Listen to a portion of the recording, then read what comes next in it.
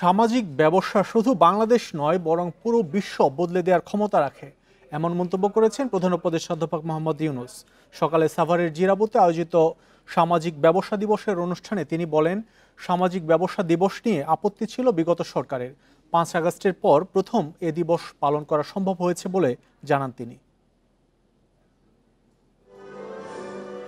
বিশ্বজুড়ে সামাজিক ব্যবসার সাথে যুক্ত উদ্যোক্তাদের নিয়ে শুরু হয়েছে দুদিনের আয়োজন।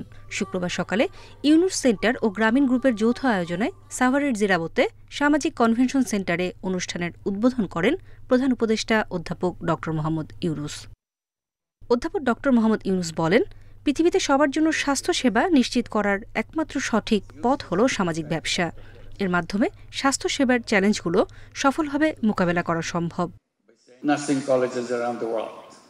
স্বাস্থ্যসেবা নিশ্চিতে সামাজিক ব্যবসা একমাত্র উপায়, যা অনুদানের মাধ্যমে সম্ভব নয়। এই বছরের প্রতিপাদ্য সবার জন্য স্বাস্থ্যসেবা নিশ্চিতকরণে সবচেয়ে কার্যকর পথ হল সামাজিক ব্যবসা। বিশ্বব্যাপী স্বাস্থ্যসহ নানা খাতে বৈষম্য ও সীমাবদ্ধতা দূর করে একটি টেকসই, ন্যায়ভিত্তিক ও মানবিক মূল্যবোধের ব্যবস্থা গড়ে তুলতে এই আয়োজন। প্রধান উপদেষ্টা বলেন, শিক্ষা ব্যবস্থার প্রথম দায়িত্ব হল তরুণদের স্বপ্ন দেখাতে উৎসাহ দেওয়া। নতুন পৃথিবী গড়তে নতুন স্বপ্ন দেখতে হবে।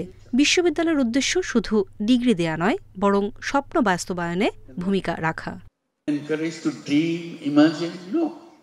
যে কোনো শিক্ষা সিস্টেম তৈরি করতে হবে স্বপ্ন দেখার মাধ্যমে।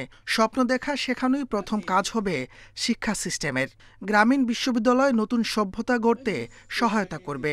স্বপ্ন না দেখলে বাস্তবায়ন সম্ভব নয়। স্বপ্ন দেখতে হবে।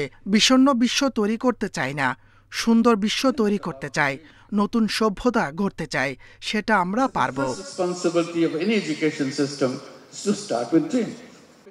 আগামীতে যে গ্রামীণ বিশ্ববিদ্যালয় গড়ে তোলা হবে, সেখানে 3-0 তত্ত্বকেও প্রাধান্য দেওয়া হবে বলে জানান প্রধান উপদেষ্টা। নূরে জান্নাত, ইন্ডিপেন্ডেন্ট নিউজ।